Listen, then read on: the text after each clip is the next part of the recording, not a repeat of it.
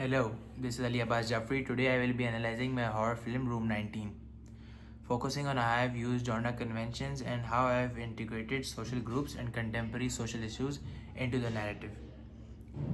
First of all, I would like to recap my film. My film centers on Mason, who is a young digital content creator who runs his horror blog.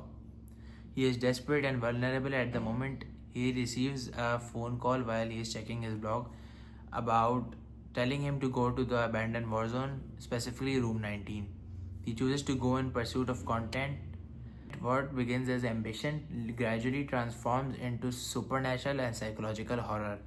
Use of horror conventions in my film. I deliberately employ several established horror conventions in my film to construct tension and unease. Firstly, isolation. Isolation is central to the narrative, as Mason is alone in his bedroom, alone in the car, alone at the abandoned war zone, and finally alone at the execution chamber. Isolation is a classic horror device because it removes safety, reinforces vulnerability, and increases the audience's anxiety. There is no external support system, which intensifies the sense of inevitability. Secondly, I use the convention of unknown threat. A distorted and unidentified phone number, the whisper "you're late," these all mash up to create ambiguity. The antagonist is never visually revealed. This supports the psychological fear that the fear of the unknown is more dangerous than the fear of the known. Another key convention is forbidden space. The sign reading "Do not enter execution chamber" signals danger and foreshadows the later consequences. In horror, transgressing physical boundaries often symbolizes moral transgression. When Mason forces the locked door open, it represents not only entry into a physical space but entry into a moral corrupt decision motivated by desperation. Additionally, the film incorporates elements of found footage and digital horror conventions. Mason addresses the camera directly, mirroring vlog culture. This self-recorded style creates versatility, making the film feel real and contemporary. Technology, including reels, blogs, texts, and phone calls,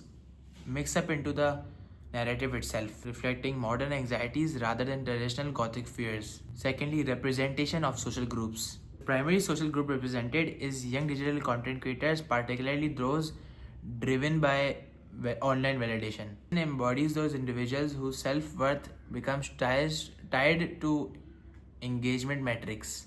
Through his frustration at low view counts and his comparison to viral creators, the film reflects a generation navigating identity within digital spaces. His vulnerability stems not from supernatural weaknesses but from societal pressure. Furthermore, the unseen victims implied with the execution chamber symbolically represent marginalized or forgotten individuals, particularly those erased by war and institutional violence.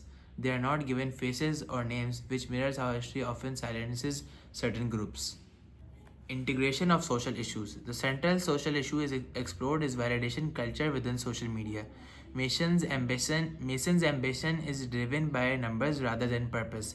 His statement, "If I don't go, I'm going to regret it for my whole life," illustrates how digital success is framed as essential to identity and fulfillment. Another significant issue is the commodification of trauma. The execution chamber suggests historical suffering, yet Mason uses it content potential. This critiques how contemporary media frequently transforms real tragedy into entertainment.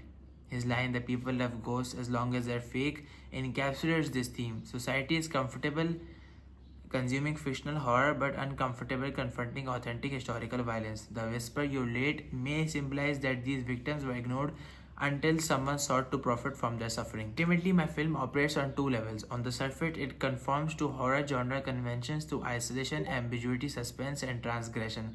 However, beneath this, it functions as social commentary. The real horror may not be supernatural presence, but the moral decay caused by obsession with visibility and validation. By ending the film abruptly after the whisper, I maintain ambiguity. This unresolved conclusion encourages the audience to reflect rather than receive closure. The fear lingers beyond the frame, reinforcing the psychological impact. Thank you so much for listening to my narrative. I hope you have a good time. Bye.